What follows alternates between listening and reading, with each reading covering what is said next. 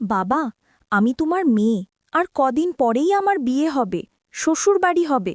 Please, আজকে তুমি ছাড়ো। আমার এত সম্মান তুমি এভাবে শেষ করো না। না রে মা, তোকে তো আজ আমি ছাড়ব না। অনেক দিনের ইচ্ছে আমার, তোর পুকুরে স্নান করব। তোকে ভেবে ভেবে কত দিন, কত রাত, কত জল ঝরাইছি, তোকে বলে বোঝাতে পারব না। তুই আমার গহীর অরণ্যের রাজকন্যা। ঠিক আছে বাবা, সবই বুঝলাম। এত করে যখন বলছো, দিচ্ছি। তবে এই বিষয়ে কেউ যেন কিচ্ছু জানে। তোমার কাছে রিকোয়েস্ট। এরপর বাবা আমাকে তার কাছে টেনে নিয়ে জাম্বুরা পাড়তে হাত বাড়ালো। ২-৩ মিনিট জাম্বুরা পাড়া ট্রাই করে বাবা গাছ থেকে সকল আগাছা ছেড়ে ফেলল। এরপর গাছে ওঠার জন্য ধরফর করে তাড়াহুড়ো করে গাছে উঠল। কিন্তু বাবার যে এত বড় অভিজ্ঞতা আমি কল্পনাও করিনি। বাবা এদিক সেদিক কোনো দিকে লক্ষ্য না করে সোজা গাছে উঠলেন। প্রায় ৩০ মিনিট ধরে গাছে ওঠার পর বাবা হাঁপিয়ে উঠে আমাকে বললেন, মারে, কোথায় দিব নারকেলের জলগুলো? এভাবেই সেদিন আমার সাথে এভাবে কথা হচ্ছিল বাবার। এরপর যেদিন বড় আপু আমাদের বাড়িতে ছিলেন, বাবা সেদিন আমার সাথে জোর করে কি করত, ভিডিওটি শেষ পর্যন্ত দেখলে তোমাদেরও পায়ের তলার মাটি সরে যাবে। বন্ধুরা, আমি অঙ্কিতা। ২ বছর পর বাবার বাড়িতে ফিরে এসে আমি একদম কল্পনাও করতে পারিনি যে এমন কিছু ঘটবে। মায়ের অনুপস্থিতিতে আমরা ২ বোনই ছিলাম বাড়িতে। বাবা প্রতিদিন রাতে মদ্যপ অবস্থায় ফিরে আসতেন এবং ছোট বোনকে তার ঘরে নিয়ে যেতেন। এতদিন পর যখন আমি বাড়ি এলাম, তখন বাবার আচরণে কিছুটা পরিবর্তন দেখলাম। তিনি মদ খেয়ে আমাকে তার ঘরে নিয়ে যাবার চেষ্টা করছিলেন, আর আমি কিছুই বুঝতে পারছিলাম না আসলে কি হচ্ছে। তিনি কোনো কথা না বলেই আমাকে তার ঘরে নিয়ে যাচ্ছিলেন। আমি অঙ্কিতা। ২ বছরের দাম্পত্য জীবনের পর বাবার বাড়িতে এসেছি। আসার পেছনে বিশেষ কোনো কারণ ছিল না। দীর্ঘদিন পর স্বামীও বলল যে বাবার বাড়ির খবর নেওয়া উচিত। তবে এতদিন না আসার মূল কারণ ছিল বাবার মদ্যপানের অভ্যেস। কিছুদিন আগে বাবার ফোন পেয়ে সিদ্ধান্ত নিলাম। বাবা জানালেন তিনি মদ ছেড়ে দিয়েছেন। তার মলিন মুখ দেখি এবং ছোট বোন রানীর সাথে দেখা করার ইচ্ছা হলো। রানী আগে কলেজ হোস্টেলে ছিল, এখন দ্বাদশ শ্রেণীতে পড়ে এবং মাত্র ২-৩ মাস হলো বাড়ি ফিরেছে। বাড়িতে এসে বাবা আমাকে জড়িয়ে ধরলেন, যেন একটু বেশি স্নেহ দেখাচ্ছিলেন। রানী দেখা করতে এলো, তবে তার মুখে কিছুটা অস্বস্তি ছিল। রানী বাবাকে পানি দিতেও ভয় পাচ্ছিল, যা দেখে আমি বিস্মিত হলাম। জানি না সে কবে থেকে এতটা ভয় পেতে শুরু করেছে। বিশেষ করে বাবা তো এখন মদও ছেড়ে দিয়েছেন। সেদিন বাবার বন্ধুর বাবা আমাদের বাড়িতে এসেছিলেন। তাদের পরিবার আমাদের খুব ঘনিষ্ঠ। বাবার বন্ধু মারা যাওয়ার পর দাদু নিয়মিত আসতেন। বাবাকে মদ ছাড়তেও তিনি উৎসাহ দিয়েছিলেন। সেদিন বাবা দাদুর সাথে বাইরে গিয়েছিলেন। যখন বাবা ফিরে এলেন, তখন তার মদ্যপ অবস্থা দেখে আমি বিস্মিত হলাম। দাদু বললেন, অঙ্কিতা, তোর বাবার খেয়াল রেখো।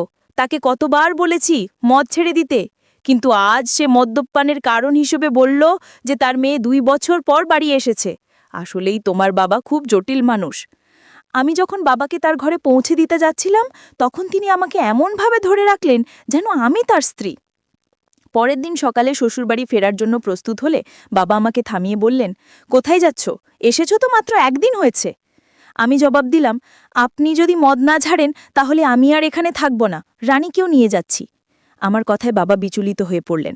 রানী বাবার সৎ মেয়ে হলেও তিনি তাকে নিজের মেয়ের মতোই দেখেছেন। মায়ের মৃত্যুর পর বাবার দ্বিতীয় বিয়েতে রানী আমাদের জীবনে আসে। আমি রানী সবসময় নিজের ছোট বোনের মতোই ভালোবেসেছি। বাবার প্রতিশ্রুতি অনুযায়ী আমি আরও কিছুদিন থাকার সিদ্ধান্ত নিলাম। ১-২ দিন পর আমি রানীকে নিয়ে বাজারে গেলাম। তার জন্য অনেক সুন্দর পোশাক এবং মেকআপের সামগ্রী কিনলাম। বাড়ি ফিরে আমি রানীকে বললাম নতুন পোশাকগুলো পরে দেখতে। একটি পোশাক তাকে বিশেষ সুন্দর লাগছিল। আমি তাকে সাজতে বললাম, আর নতুন পোশাকে সে অপূর্ব লাগছিল। তার এই রূপের কিছু ছবি মোবাইলে তুলছিলাম। ঠিক তখনই বাবা বাড়ি ফিরে এলেন। বাবা রানীকে দেখে মুগ্ধ হয়ে গেলেন। তিনি কাছে এসে তার কাঁধে হাত রেখে বললেন, আমার রানী এখন অনেক বড় হয়ে গেছে, কত সুন্দর দেখাচ্ছে। তবে বাবার কথায় রানীর কোনো প্রতিক্রিয়া ছিল না। মনে হচ্ছিল বাবার হাত তার কাঁধে রাখাটা সে একদমই সহ্য করতে পারছে না, আর সঙ্গে সঙ্গে সেখান থেকে সরে গেল। সেই রাতে আমি আর রানী এক ঘরে শুয়েছিলাম। হঠাৎ ঘুমের মধ্যে দেখি রানী কাঁদছে। প্রথমে ভাবলাম হয়তো কোনো দুঃস্বপ্ন দেখেছে, তাই ঘটনাটা এড়িয়ে গেলাম। কিন্তু কিছুদিন পর আবার দেখলাম একই ঘটনা। রানী রাতে কাঁদছে। প্রতিদিন কি আর কেউ এত দুঃস্বপ্ন দেখে? তখন থেকেই আমার মনে সন্দেহ জাগতে লাগল। সেই রাতেই তাকে জাগিয়ে জিজ্ঞেস করলাম, রানী কি হয়েছে, তুমি কেন কাঁদছ? সে বলল, কিছু না, হয়তো কোনো খারাপ স্বপ্ন দেখেছি। তার কথা শুনে আমারও ঘুম চলে গেল। কিছুক্ষণ আমি বাতির আলোয় বসেছিলাম। হঠাৎ আমার দৃষ্টি পড়ল রানীর দিকে। সে ঘুমের মধ্যে পাশ ফিরে শুয়েছিল। আমি খেয়াল করলাম তার শরীরে কিছু অস্বাভাবিক পরিবর্তন। আমার মনে হলো বিয়ের ৩ বছর পেরিয়ে গেলেও আমার শারীরিক অবস্থায় তেমন কোনো পরিবর্তন আসেনি। কিন্তু রানীর ক্ষেত্রে ব্যাপারটা একদম আলাদা ছিল। তার শারীরিক পরিবর্তনগুলো স্পষ্ট ছিল। বাড়িতে ফিরে আমি লক্ষ্য করলাম রানী সবসময় ঢিলেঢালা পোশাক পরছে এবং নিজেকে আড়াল করে চলছে। তখন বুঝতে পারলাম এর পেছনে নিশ্চয় কোনো কারণ আছে। মাত্র ১৬ বছর একটি মেয়ের শরীরে এত পরিবর্তন কিভাবে হলো তা ভেবে আমি অবাক হলাম। কৌতূহলী হয়ে আমি তার কয়েকজন বন্ধুর সাথে কথা বলি এবং জানতে চেষ্টা করি রানীর কি কোনো বিশেষ বন্ধু আছে। সবাই এক কথায় জানালো যে রানী মোটেও সে ধরনের মেয়ে নয়, সে কখনোই দায়িত্বহীন ছিল না। তবে সমস্যা কোথায় তা আমার বুঝতে হবে। সেই রাতে যখন আমি ঘুমাচ্ছিলাম, হঠাৎ দেখি বাবা ঘরে এসে রানীকে নিয়ে বাইরে চলে গেলেন। আমি সবকিছু চোখের আড়াল থেকে দেখছিলাম, কিন্তু কিছু বলতে পারলাম না। অনেকটা সময় পার হয়ে গেল, রানী তখনও ঘরে ফিরছিল না।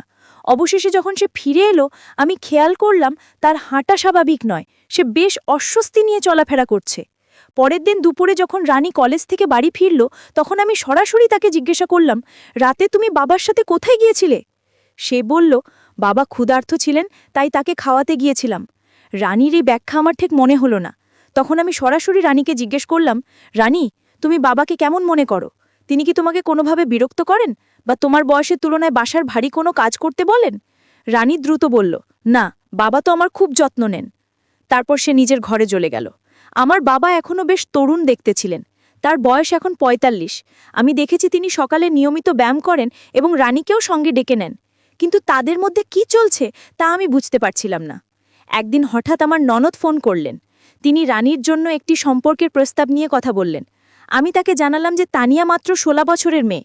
তখন তিনি বললেন, প্রস্তাবটি খুব ভালো, ছেলে প্রতিষ্ঠিত। ননদের অনুরোধে আমি ছেলের পরিবারের সাথে যোগাযোগ করলাম এবং তাদের বাড়িতে আমন্ত্রণ জানালাম। যখন তারা রানীকে দেখলেন, ছেলের মা বললেন, আপনার বোনের বয়স কি সত্যি ১৬? দেখুন, এই মেয়ের শরীর এবং বয়সে বড় পার্থক্য রয়েছে। এমনকি ছেলের মা স্পষ্টই বিয়ের প্রস্তাবটি ফিরিয়ে দিলেন, কারণ তাদের মনে হয়েছে রানীর শারীরিক গঠন তার বয়সের তুলনায় অনেকটাই বেশি। আসলে আমাদের তেমন তাড়া ছিল না তার বিয়ের বিষয়ে, তবে ননদের অনুরোধে আমি তাদের বাড়িতে ডেকেছিলাম। আমি দেখার ব্যবস্থা এমন এক সময় করেছিলাম যখন বাবা বাড়িতে ছিলেন না, এবং আমি তাকে কিছু জানাইনি। কিন্তু যখন বাবা জানতে পারলেন, তিনি ভীষণ রেগে গিয়ে বললেন, তুমি কি পাগল হয়েছ? তানিয়া মাত্র ১৬ বছরের মেয়ে, আর তুমি তার জন্য এখনই প্রস্তাব আনছ? যদি এখানে থাকতে না পারো তবে নিজের শ্বশুরবাড়ি চলে যাও। বাবার এই প্রতিক্রিয়ায় আমি হতবাক হয়ে গেলাম, কারণ এটা তো কেবল সাধারণ একটি দেখাশোনা ছিল।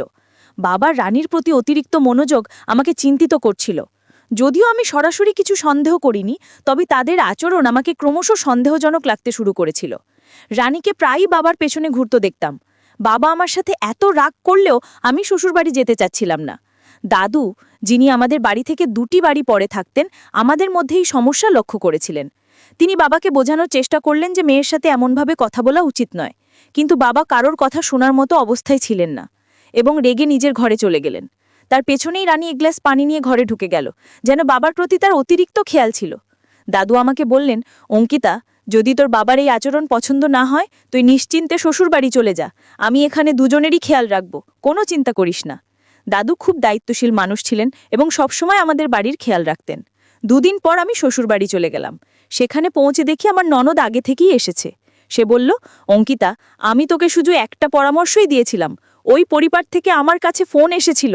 তিনি বললেন, তোমার বোন সম্পর্কে আমাকে কিছু ভিন্ন কথা বলা হয়েছে। তারা বলেছে মেয়েটি বিয়ের আগেই শরীরে অদ্ভুত পরিবর্তন করেছে। আমাদের শ্বশুরবাড়িতেও রানীর শারীরিক পরিবর্তন নিয়ে কথা হচ্ছিল। বন্ধুরা, এই পর্বের গল্পটি এখানে শেষ। পরবর্তী পর্বটি দেখতে চাইলে অবশ্যই চ্যানেলটি সাবস্ক্রাইব, ভিডিওটিতে লাইক এবং ভিডিওটি শেয়ার করে কমেন্ট করে জানান পরবর্তী পার্টের জন্য। ধন্যবাদ।